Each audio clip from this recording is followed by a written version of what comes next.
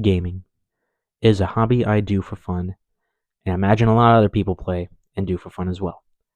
Depending whether or not you're on PC, Nintendo Switch, Xbox, console, PlayStation, any of that junk, you've probably played a video game. And if you're like me, you probably have a lot of opinions about the video game industry right now. Or at least something about the video game industry. It doesn't have to be anything big or meaningful. It can just be something small that kind of just grinds your gears a little bit. But for me, I have a few points that I'd like to discuss, and they're kind of more or less my concerns with the gaming industry instead of my gripes or problems with it, which I guess they would just still be my problems. It's just be like, oh, they're more fancy by calling them concerns. It's like, I don't want to call them that I have a problem with someone, so I'll just say I have a concern with them. But yeah, that's kind of what this video is going to be about. I'm going to be talking about three points.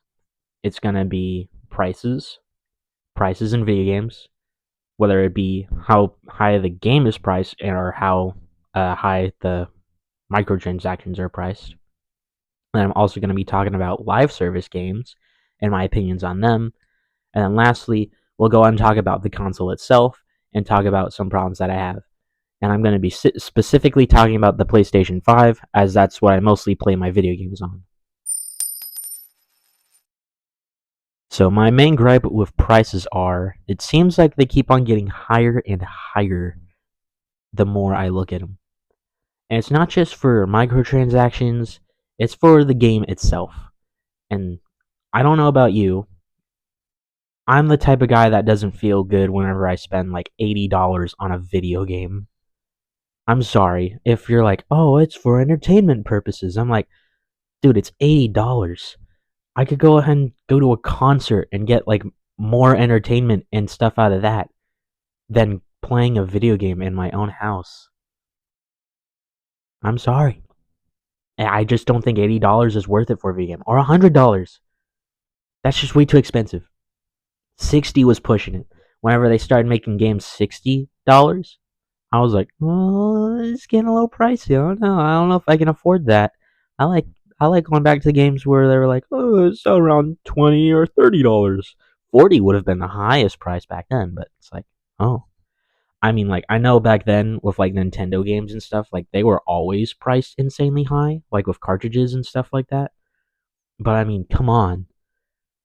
Like, we're getting to a point now where video games are almost $100. My PlayStation 5, $500. That's 1/5 of the PlayStation 5. That's not cool. That's insane. I'm like, I don't feel good spending $100 on a video game that I may or may not enjoy. And I'm like, it's crazy. I'm like, who's because imagine if the game flops, right? Imagine if you're someone who wanted to pre-order a game and or just even buy the game afterwards because you're like, oh, I've heard good things about it, but I've also heard not good things about it, so I'll see for myself. And you drop like $100 on a video game only for you to own it and then be like, oh wow, that game really did suck. I don't know why I spent $100 on it. I'm like, it's one of those things where I don't think games need to be priced that high. We're getting to a point where they're starting to get almost as expensive as the console or the accessories that come with the console. For example, PlayStation controllers, they ain't cheap. They're pricey. I'm like, I'd rather go ahead and spend my money on a second PlayStation controller than a video game because at least the PlayStation controller actually goes with the console. And a video game is just a little accessory that you play with the console. Like, really? That's it? You just get the game a little bit faster? I'm like, I'd rather have a physical copy because physical copies just, I don't know, it seems like they're a bit better, in my opinion. I went to GameStop the other day. Want to know what I saw? Some of the physical copies for games like PlayStation 5 and PlayStation 4, they are cheaper than the ones that are online. You heard me right. The physical copy, the one that has physically, you can touch it, feel the case, read anything on the box, feel the disc, insert it into your console. That costs less than the digital version of the game on PlayStation. Now, I think this might just be an incentive for GameStop to sell games where they're like, oh, we'll price them kind of low because it's either a used or pre owned game. But I don't know because there were some new games that I saw and they were only priced at like $70 instead of 80 or nearly 90. And these were like the special edition ones, like $70 for a special edition. That's all right. I consider that worthy because games back then, I say back then. When I mean back then, I mean like back around 2010 ish. I, I don't know. I've only played Wii games for most of the 2010s, so I don't know too much about it. Like I didn't really get a console until like 2015, like a PlayStation console. I only got like a PlayStation 3 around that time. Anyway, but yeah, they were priced not as high, like $60. That seemed fairly common for like the newest video game. Like if it was a new game, high quality, $60 was the way to go. And I'm like, okay, I guess that makes sense. $60 is not bad if it has good quality and stuff like that. And they'll go ahead and price the prices around the game. I don't know how they determine the prices. Like, for example, if it's a new game, like a triple A game, like say God of War, that would have been priced at $60 because it's a new God of War game. It's going to sell a lot more copies, so they're pricing at $60. Like Helldivers 2, and they're priced at like $40. Helldivers 2, $40 right now on console, and I'm assuming on physical. I'm like, that's a good price. $40 for a new game that keeps on adding updates and keeps its player base engaged and has thoughts about its player base. That's a good price for a video game. And I don't know if there's any microtransactions in it. I haven't played it yet. I want to buy it though. I might buy it after this video, but that's besides the point. Like I'm saying, prices in video games have gotten insanely high in my opinion. And I haven't even gotten to microtransactions. Oh my gosh. Transactions for skins, like just weapon skins or like cosmetic skins, they have gone way too high. Way too high. Wanna know why? Because Overwatch has priced skins, least legendary skins, at $20. Wanna know what they price the epic skins? If they have a bundle with it, it becomes also $20 because you can't go ahead and buy a $10 one and a $5 one. You can't buy a $10 one and a $5 one. Wanna know why? Because that's only 15,000 credits. And the skin in the shop is gonna be like 19,000 or 1900, sorry, not 19,000, my bad. I'm like, that's insane. Because then, if you want to get whatever bundle it has, say a highlight intro or an emote, you then have to go ahead and just purchase the $10 thing, go to Hero like library or locker that's in, purchase it through there, and then you just have the skin, and you don't get the emote or highlight intro. Although, to be fair, recently Overwatch has brought back loot boxes, so this sort of fixes it a little bit, but not a whole lot. I can see what they're doing. They're trying to go ahead and give something back to us that we think would be really awesome because they took loot boxes away from Overwatch 1. In my opinion, you could do the game without loot boxes and you could still have the shop work. Just don't make the skins insanely priced. Because Fortnite also kind of has this similar thing where they have skins priced a little bit high, but you get a lot more out of it than just, oh, you get a skin. Like, for example, skins typically come with a back bling or a backpack kind of thing, like an accessory that you can go and have with your character. And I personally think that's a great, like, it's good. Like, if the skin is priced at 1,200, you can go ahead and have the skin be priced at 10 and the back bling priced at 200. Or, sorry, $10. And, you get what I mean. Because 1,000 and 200, that would make sense. $1,000 or 1,000 V-Bucks for the skin, 200 for the back bling. And then you add that together and you put it into one thing. 1,200. Or you can even look at it like legendary status with like certain legendary skins or the crossover skins, and you're like, okay, yeah, it makes sense why they're priced a little bit higher. They're crossovers. They're paying to have their characters be in their game. So it makes sense why they're priced a little bit higher, around $20. But at the same time, Fortnite has weird prices. I'm going to say that now. They have $8.99 for the $10 one, which is alright in my opinion. That one's not too bad. But then, whenever you get up to $20, you got to pay $22 for 2,200 V-Bucks. Now that's pretty reasonable. Pretty reasonable. That is until you realize it's in-game currency. It's pointless. You want to know why it's pointless? Because you can't physically touch it unless you get a $19 Fortnite card. Who wants it? sorry, bringing up a dead meme. But yeah, it's just one of those things where it's like you can't physically touch a V-Buck. You can't physically touch a skin that you're buying. It's all in the game digitally. So then I'm bringing up this point because I want to know, is it really worth it? And in my opinion, no. The gaming industry has kind of swindled us to go ahead and accept prices for skins to be so high, around $20 to $10, for something that you can't even touch. It's insane. Want to know what I could go ahead and buy and actually touch? I could buy a Funko Pop figure if I wanted to and touch Spider-Man or whatever and be like, oh, I could do all the weird stuff with him. I can try and make him dance, although he'd probably break. I'm like, it's it's not real. It's digital. The code might be there. The code's real, but the skin itself, you can't have the skin in real life. It's only whenever you turn on that TV that you go ahead and have the skin. You go ahead and turn on the TV, open up the game, and it's right there. You have it now, only when you're playing the game. I'd much rather prefer something that I can physically touch instead of just go ahead and have it digitally. As you can see, that's very evident of my record collection. I like touching records. I like going ahead and listening to the sound quality of records through my stereo. It sounds good. It feels good.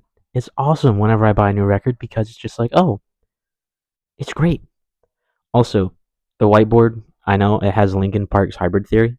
I oddly enough do not own this album. I might buy it later at some point. But I just thought it was cool and I drew it on a whiteboard because I also bought a whiteboard and I thought it might be fun if I just went ahead and drew like a different album cover or something on there on the whiteboard for every video. So I might do that. I don't know. I want your opinion on it. Anyway, getting sidetracked. It's just one of those things where I don't think prices in games should be so high. With everything else being so high. I mean, if you're people are thinking of that the GTA 6 game, the new one that's going to be coming out soon, they're thinking that's going to be priced at $100. Normal. Like normal price. Not special edition, not anything. That's just going to be the price of the game. I'm worried that that's going to go ahead and bring up every other price of a video game that's going to try and follow GTA 5. Or GTA 6. Sorry, GTA 6. I'm like, I don't know. I don't think it's worth it when a video game costs almost as much as groceries. I don't think that's worth it. Anyway, that's my gripe of prices. But now I'm going to go ahead and move along to another problem that I have with the gaming industry. And this is just kind of a bit of a genre, or I guess. Because my problem is with live service games. Alright, my gripe with live service games is just a little bit personal. Not gonna lie. Just a tiny bit. And I'll get to that reason why later in the video. But for now, I'm going to just talk about live service games and my problem with them. So, we have a lot of live service games. We've got Overwatch 2, Fortnite, we've got Street Fighter 6, Mortal Kombat 1, Rainbow Six Siege, GTA Online, and many more. All these games you have probably at least heard of or played at once before. Street Fighter 5, it was also a live service game. I'm not going to deny that. But this one, Street Fighter 6, it feels a little different. there's a lot more microtransactions I've noticed. You've already heard my stance on microtransactions and prices in games. I don't think they need to be that high. I personally think that we don't need microtransactions. Unless it's for DLC, like Spider-Man 2. Or not Spider-Man 2, Spider-Man 1. Sorry. Spider-Man 2 never got a DLC. I'm also disappointed about that, but I'll get to that at some other video maybe. But yeah. It's just, I don't know. It's one of those weird things where live service games, I don't even know if they're fun. Like, they don't feel fun. Because with Fortnite, it's just like, oh, you've got like Battle Royale, Fortnite Festival, you got the racing one, the one that I barely play, the one I barely care about, and then the Lego one, which I played a little bit and then just kind of lost interest in it because I'm like, oh, I might as well just play Minecraft. It feels a bit fun in Minecraft because, I don't know, the Lego one just doesn't seem as fun.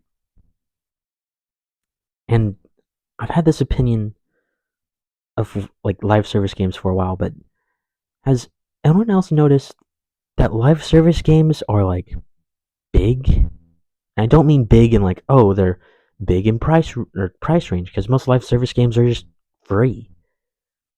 I mean like they're big, like with gigabytes. Like Fortnite, for example, it is nearly 90 gigabytes for Fortnite. I'm like, that to me is insane because Fortnite was just a battle royale game, and then they added all these game modes and made it insanely big. And I'm not gonna say I hate the features that these new modes bring. They're pretty fun. I love Fortnite Festival. I love Guitar Hero. It's just like it just gets to a point where I don't know. Is it really worth buying a game that's like 90 gigabytes and barely having any storage on your console left to play it? And I'll get to the console storage later. Don't you worry, I will. But, jeez, man, live service games seems to be getting big. And I think there's one problem with it. I think it's the cosmetics and maybe the graphics. Because I'm like, Fortnite used to not be that big. Fortnite Battle Royale wasn't that big of a game. Didn't look super high quality even. It was just like, oh, it's a video game. It looks fun. Play with friends. And with Overwatch 2, it's the same way. It's a lot of cosmetics, a lot of playing with friends, and the graphics got better. Same with Rainbow Six Siege and every other game, at least live service game. I don't know. I think I think live service games are gonna be the death of the gaming industry. I don't want another game to go ahead and have microtransactions in it with a shop that gives you a crummy skin for like $10. I don't want another live service game that doesn't focus on anything but just the players playing with multiplayer. I'm like, I'm kind of getting tired of it. Ever since Battle Royale happened, like Fortnite and PUBG, a lot of live like games just went live service. Like Overwatch, I think was a live service game before, but at least it felt different. It didn't feel like the way it does. It didn't feel like it was now.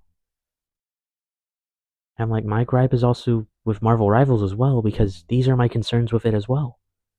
It's another live service game that's big, goes ahead and earns money by charging insanely high prices on cosmetics, and it's gonna be getting bigger and bigger the more that they add. More skins, more characters, more maps. Eventually, you'll only have like 4 games to play on your console because of how big the games are. Right now, Fortnite, Overwatch, Rainbow Six Siege are all around 90 to 80 gigabytes. I'm gonna let that sink in. 3 games live service games, all with the same kind of features, all different, a little bit different gameplay. I'm like, they're all almost the same amount of gigabytes. And if you go ahead and have 3 games that are all around either 90 or 80 gigabytes, that's going to add up because your console storage can't hold that much.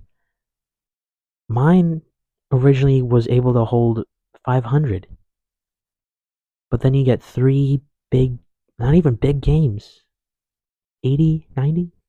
I guess that's small now. Like, it's insane. Because there's games that have even more gigabytes. Final Fantasy, I think it was it 17, 16, whatever it was, the newer one. That one was 120 gigabytes. Not without, that was without the DLC too. And I think it's all just because of the graphics and the story. But it has an excuse. It is a long RPG game that doesn't have any microtransactions I've noticed in it. And you can go ahead and play for fun for hours. Sadly, you can't invite friends. That's the only thing I think you can't do in the game. But it seems way more fun and enjoyable and interesting than, oh, you go around shooting other players in a map that's digital. I mean, I enjoy those types of games. It's just, they're becoming the norm. And I'm tired of the norm. They've been the norm for a long time. They've been the norm for almost 20, 30 years, maybe. I think it was more around like 20 years, because I think in the 2000s, that's when first person shooters and stuff started getting popular.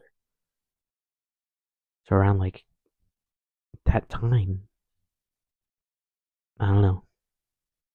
It just doesn't feel fun anymore. Playing the same games with just a different face. It's not fun.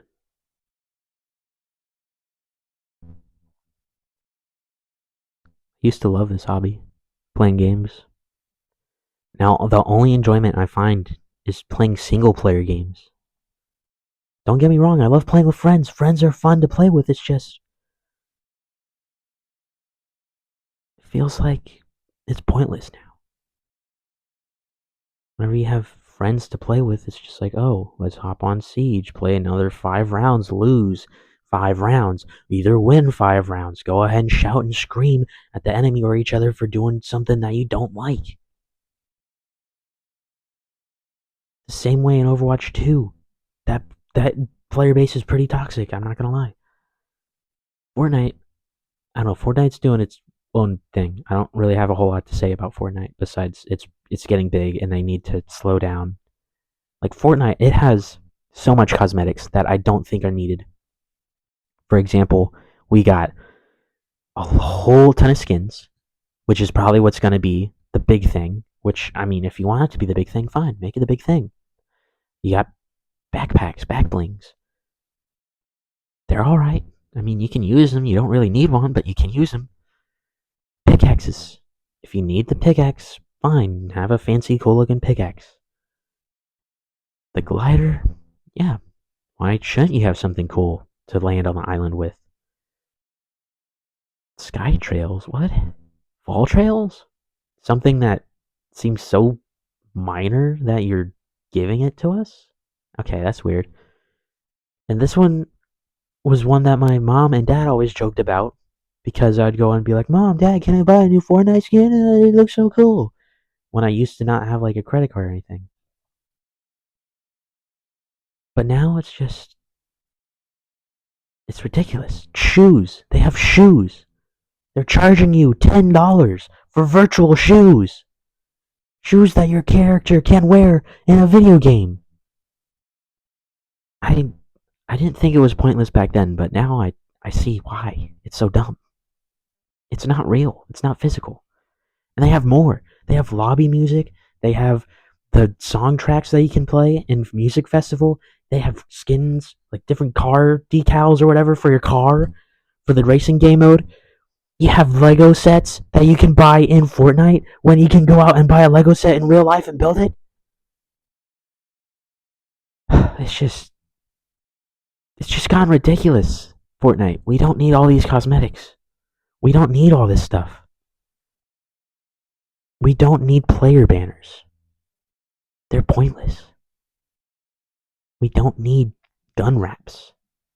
At least I don't think we do. Like, I'm not interested in gun wraps. It's gotten to a point where I think it's ridiculous. Life service games getting so big, charging so much money for stuff that's not real, and honestly, in my opinion, toning down the fun just so you can go ahead and pay more money for a new looking skin.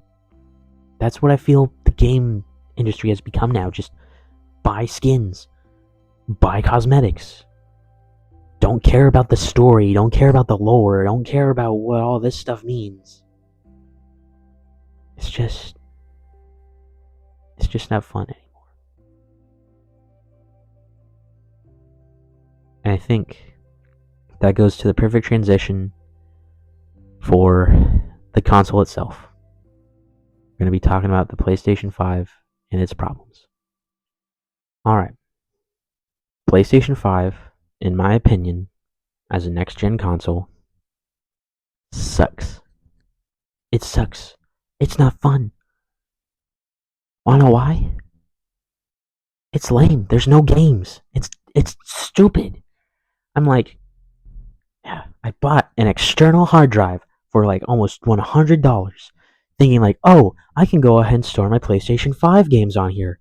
Wanna know what I found out? You can only store PlayStation 4 games on the extended hard drive and then play them when they're on this hard drive. If you add a PlayStation 5 game to the hard drive, you still gotta download the game. Still gotta copy it onto this console storage. That's fun. That's fun. And that's not mentioning the fact that a lot of the games I have on my console now are just PlayStation 4 games. Nothing else. Do you want to know what 3 PlayStation 5 games I have on my console are? They are Fortnite, Overwatch, not even Overwatch 2. Overwatch 2, I have the PlayStation 4 version. So it's Fortnite, Marvel Rivals, Silent Hill 2. Those are the 3 PlayStation 5 games I have. Wanna know why? Because my console storage has decided to go ahead and bug out. Not even bug out.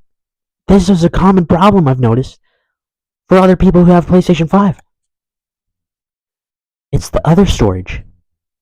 The other storage on my console is at 420 gigabytes. It wasn't like that before. It wasn't like that when I got it. It was like that for a few months. It's been like that for the past few months. And it's not changing. I've done the stuff that people have said. Go ahead and try changing it out, deleting stuff, doing other junk. It hasn't gone down. This is my problem.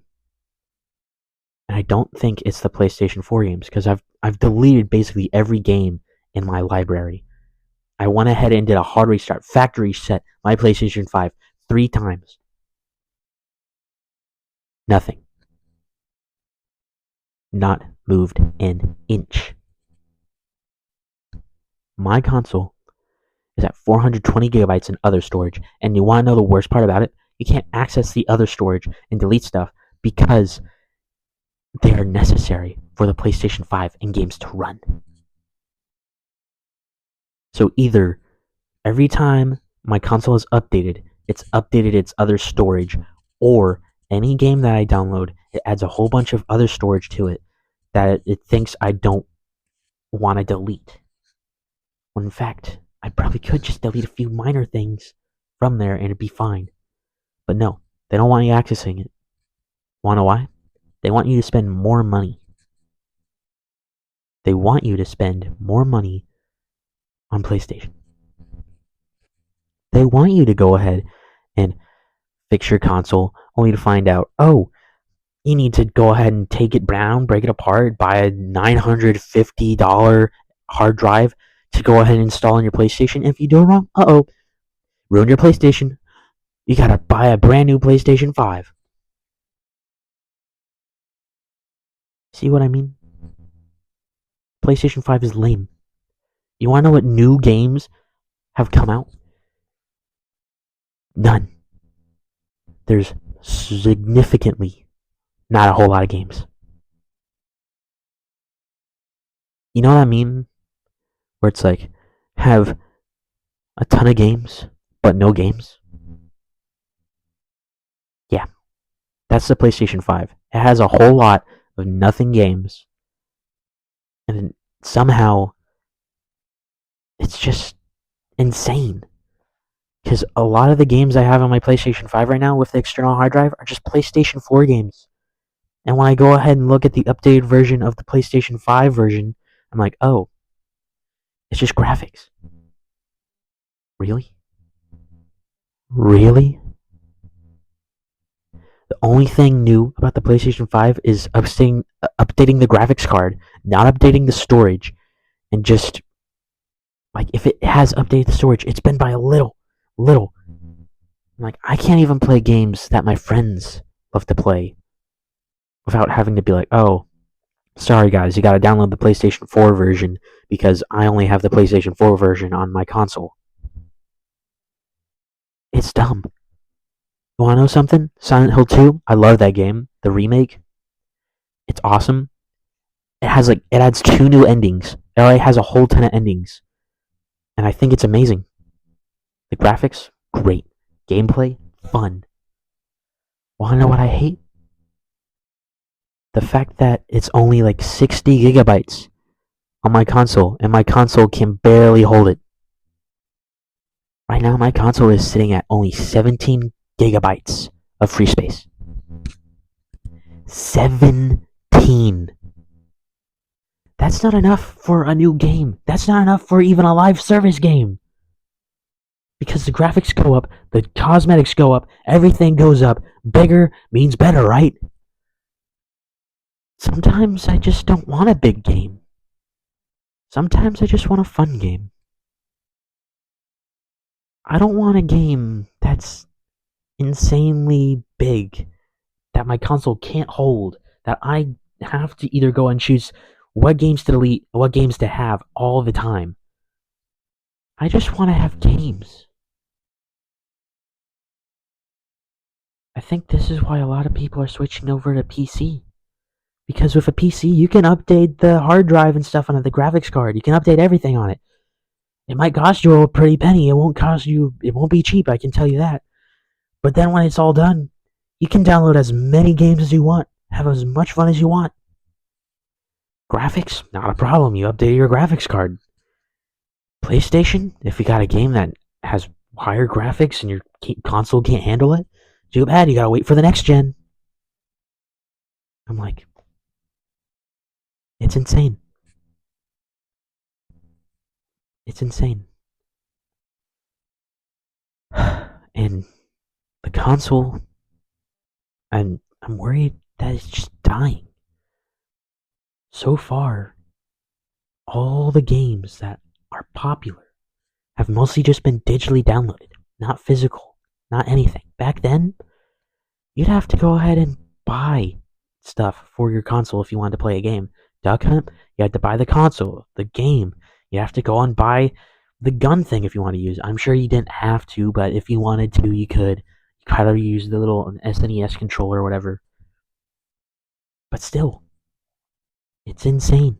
Back then, they added to your gameplay. And now, it's just cosmetics. It's just to make your character look different. Doesn't give you any advantage at all, except just, oh look, you as Iron Man, and now I can go ahead and Gangnam style on your corpse. It's not fun. I'm telling you this now. The gaming industry has a problem. I'm not here for it. I'm not. It needs to change. I think if we start letting gaming companies know and corporations know that we're getting tired of their garbage, we can make a change. I'm like, There's so many games that out there that I want to play. So many fun games that look fun. Baldur's Gate 3, it's $80 though. Probably costs a big amount of storage too. I can't download it. I can't play it because of that.